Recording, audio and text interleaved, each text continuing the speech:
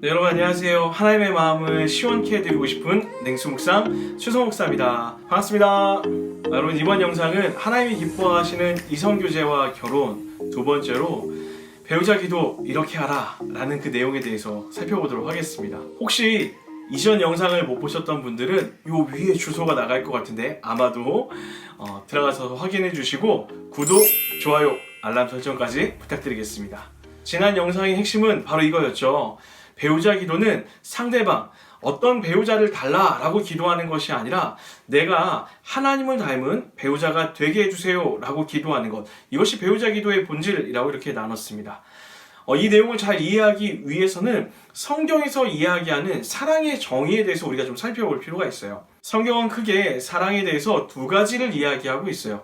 첫 번째는 우리가 너무나 잘 알고 있는 에로스 사랑입니다. 근데 이 에로스 사랑을 오해하는 분들이 좀 있어요. 마치 뭔가 좀 남녀 간의 그냥 그런 타오르는 사랑 정도, 감정적인 사랑, 그래서 우리가 피해야 되는 안 좋은 사랑이라 착각하는 사람들도 있습니다. 그렇지 않아요. 에로스적 감정도 우리에게 주어진 하나님의 귀한 감정 중에 하나입니다. 그리고 에로스의 사랑의 특징은 무엇이냐면 단순히 남녀 간의 사랑을 이야기할 뿐만 아니라 마치 예술가가 예술을 사랑할 때 느끼는 그 감정, 그것 또한 에로스의 사랑이라고 이야기합니다. 쉽게 생각해서 에로스의 사랑은 가치가 있는 것에 내 마음과 열정과 시간을 쏟는 것, 이것이 에로스 사랑입니다. 자, 그렇다면 우리가 흔히 알고 있는 두 번째, 이 아가페 사랑이라는 것은 도대체 무엇일까요? 자, 에로스 사랑과 아가페 사랑의 차이점은 무엇이냐면 에로스의 사랑은 가치를 추구하는 사랑이라고 한다면 아가페 사랑은 가치를 부여하는 사랑입니다. 에로스는 이미 가치가 있는 것을 사랑하기로 결정하는 것이고 아가페는 사랑을 통해 상대방을 더 가치롭게 만드는 것, 이것이 아가페 사랑의 본질이라는 거예요. 성경은 우리가 에로스적 사랑의 감정을 가질 수도 있지만 아가페적 사랑을 하기를 원한다라는 거예요. 다시 얘기해서 어떤 가치로운 대상만을 사랑하는 것이 아니라 나의 사랑을 통해 내 상대방이 더 의미 있는 존재가 되고 나의 사랑을 통해 내 상대방이 더 가치 있는 존재가 되어지는 그런 가치를 부여하는, 가치를 만들어내는 사랑을 하기를 원한다라는 것입니다. 그래서 성경에서 이야기하는 사랑은 절대로 이기적일 수 없어요. 반드시 이타적일 수밖에 없습니다. 가장 좋은 모델이 예수님이겠죠. 여러분, 우리가 사랑받을 만해서 예수님이 우리를 사랑한 것이 아닙니다. 내가 사랑받을 만한 가치가 있기 때문에 하나님이 날 선택한 것이 아니라 하나님의 사랑의 헌신을 통하여서 우리가 가치로운 존재가 된 것입니다. 여러분, 그래서 우리 이런 말 많이 쓰잖아요. 예수님처럼 사랑하겠다라고. 예수님처럼 사랑한다는 것이 무엇입니까?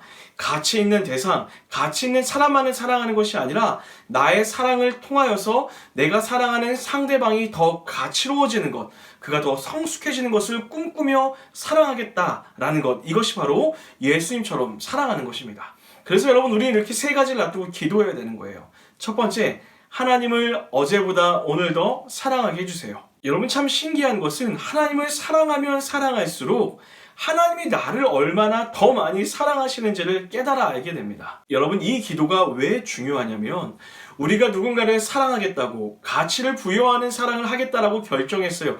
그런데 정작 내 마음은 텅텅 비어져 있는 거죠. 무엇인가 사랑하기 위해 내 안에 채워져 있는 것이 있어야 되는데 비어진 마음으로 누군가에게 가치를 부여하는 사랑을 한다는 것은 절대로 불가능하다라는 거예요. 그래서 우리에게 필요한 게 뭡니까? 바로 하나님의 사랑을 채우는 거예요. 여러분, 이걸 기억하셔야 돼요. 인간의 빈 마음은 오직 하나님의 사랑으로만 채워질 수 있습니다. 그래서 하나님을 어제보다 오늘 더 사랑하고 싶다라는 기도를 통하여서 하나님이 나를 얼마나 더 사랑하는지를 깨닫게 되는 것, 이것이 우리에게 너무나 중요한 기도가 될 것입니다. 두 번째 기도는 사랑을 받는 것보다 주는 것을 기뻐하는 사람이 되게 해주세요 라고 기도하는 거예요. 여러분, 건강한 사랑을 하기 위해서 싸워야 하는 대상은 상대방이 아니라 바로 나 자신입니다. 내 안에 있는 이기심들, 내 안에 사랑받고자 하고 내 안에 내 것만 채우고자 하는 나의 욕심들을 절제하고 죽여가는 노력들이 우리 안에 필요하다라는 거예요. 하나님의 사랑으로 채워진 우리가 사랑을 받는 데 익숙한 것이 아니라 사랑을 흘려보내고 주는 것에 익숙해지기를 기도해야 되는 것입니다. 하나님의 사랑은요, 흘려보내서 풍성해지는 것, 이것이 하나님의 사랑이고 기독교의 사랑입니다. 마지막 세 번째, 내 인생의 단점 3가지를 발견하게 해주시고 반드시 고칠 수 있게 해주세요. 어떤 분이 이런 얘기해요. 목사님, 저는 단점을 잘 모르겠어요. 그렇게 이야기하는 분들이 있습니다. 여러분의 단점을 발견하는 가장 쉬운 방법 제가 가르쳐 드리겠습니다. 여러분 주변을 둘러보면 여러분을 싫어하는 누군가가 있을 거예요. 그 사람에게 가서 물어보세요. 내 단점이 뭐야? 여러분 3개가 뭡니까? 10개도 이야기할지도 몰라요. 나의 단점을 발견하고 우울감에 빠지라는 것이 아닙니다. 나를 인정하고 인정하는 것에서 뛰어넘어 더욱더 성숙한 존재가 되기 위해 노력하자라고 이렇게 이야기하는 거예요.